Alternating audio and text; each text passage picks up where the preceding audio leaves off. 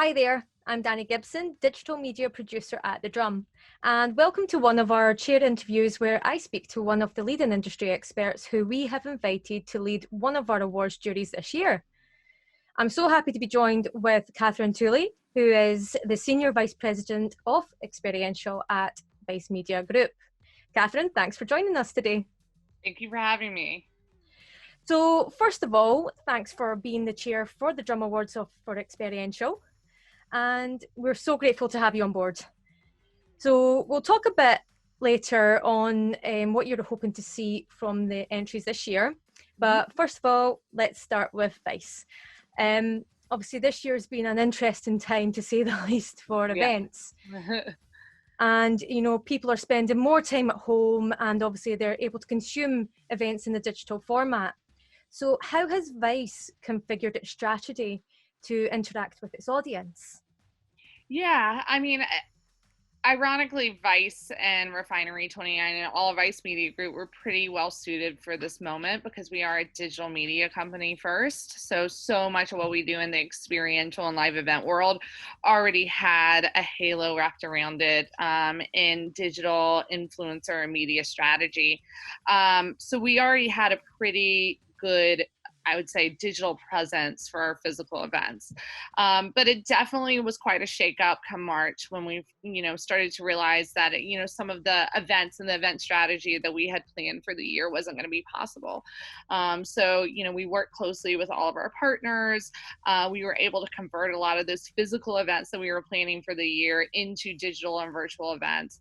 And we really sat down and re-looked at our experiential strategy for the remainder of the year and reconfigured some of our packages and offerings that we give to clients all the time and converted them over to visual and digital experiences.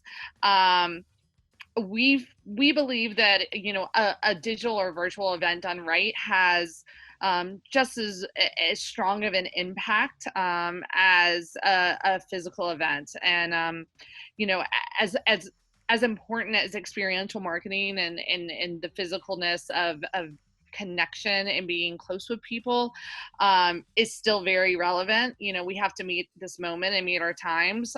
So we were able to, shift pretty rapidly and meet our partners' needs, as well as develop out some of our properties further through virtual and digital events, such as Unbothered, Noisy, Munchies, and Somos. So yeah, it was quite a pivot, but we did it. Cool. So just when you mentioned partnerships there, what has been the impact of that, of your partnerships, and how have you adjusted to the changes? Yeah, I mean, I think the most important thing is just being there for our partners and, first and foremost, being a resource for them through this time. We're kind of all in this together, just as much as, we had to relook at our strategy for the rest of the year and what we were offering our partners. We realized that brands and partners also had to shift marketing dollars and reset their strategy internally as well. So first and foremost, we just wanted to be there and be a resource and really talk through all the different options that we have with our partners. Second, we're always hitting the ground running, really exploring different paths and different products that we can offer our partners. So we worked closely with our products and engineering team to come up with formats and different types of engineered products through our .com that we could offer our partners for that added value or that additional value that they were no longer getting in the physical event. I would say for the most part, our partners were really receptive to switching to digital and virtual events, and still really wanted to connect with our audience and found that this was the best way to do it without being able to have those IRL events. I do see we are getting a lot of RFP as well as interest in 2021. So I do see experiential coming back in a big way. We keep saying that the pendulum has swung so far in one direction with all events being canceled around the world that it's definitely going to swing the other way. And, it's really important to be able to keep our offerings fresh and up to date, and be there for our partners when events and experiential marketing does come back. Cool. So, like I mentioned, obviously, the events industry, it's taken a severe hit. I mean, I think everyone in events, Oh, yeah. it is a bit of a difficult time. So how do you see that recovering? Are there any opportunities or positives? And how can businesses plan ahead? Yeah, I think it's gonna be a slow return. I think that we're already seeing some of what we like to call hybrid events come back. So, that first phase, I think everything was all virtual, all digital. I think the second phase is going to be these hybrid events, which are smaller, curated events that have, a really big digital or virtual presence on top of it. And then I think that the last phase will be, bringing live events back in full. Mhm. And I do think that, some areas of the world are probably better suited for having events earlier than others. So it's definitely kind of a wait and watch and wait and see. But I'm positive because I'm already seeing so many hybrid events come out and be ran successfully and safely. And that's what's important. And I think once people start figuring out how to, even gather 50 people together safely and work that out, then they can start ramping up and having more attendees. Fantastic. Mm-hmm. So then, what do you think people are actually looking for right now when it comes to their events and experiences? Obviously, it is digital right now. So what should brands and businesses be doing? Yeah. I mean, I think right now it's cutting. I think with, the digital or virtual events, I think it's cutting through the noise and like coming out with things that, you know, um, that no one is experiencing online. Whether it's like different products that you can tapping into different talents, really taking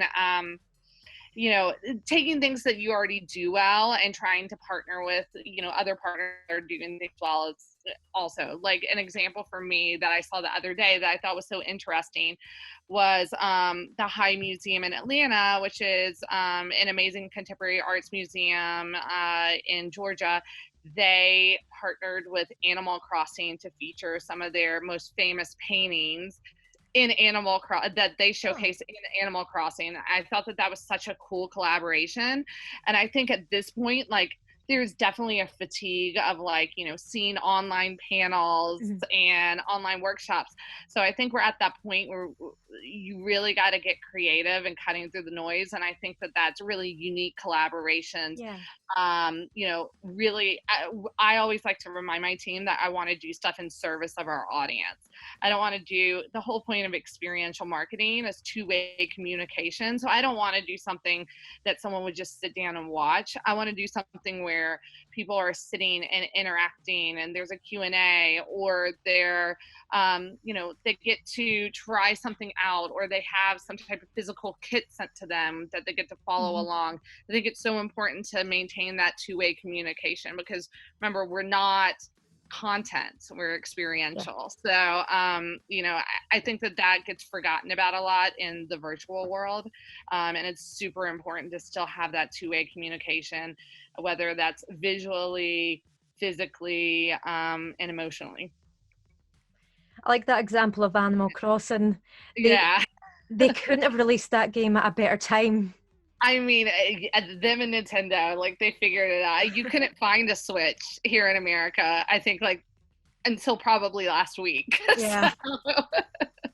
I know. I think that was the same here in the UK. We just their sales skyrocketed. it was a serendipitously good timing. Exactly. And all the brands that have jumped on board with it. Yeah, that was quite an interesting one over the past few months, definitely. Yeah. So moving on a little bit, like I said earlier, we were going to look at a bit, obviously, yourself as chair of the awards. Yeah. What are you looking forward to with the entries this year? Are there any trends or particular campaigns that you're hoping to see? I mean, it's interesting because it's gonna be fun seeing what everyone did. It's going to be interesting looking at some of the entries from 2019 and having those like, oh my gosh, remember remember when we used to gather in all one space, or remember when we used to be able to do things outside, or remember when we used to be able to do, big events and activations at South by Southwest. So I think it's definitely going to be an interesting year to judge, because I think that like we're all craving experiences so much. So it's going to be very almost like nostalgic to look back at everyone's work previously. Mm-hmm. I'm really coming in with like a total open mind. And I'm excited to see all the submissions.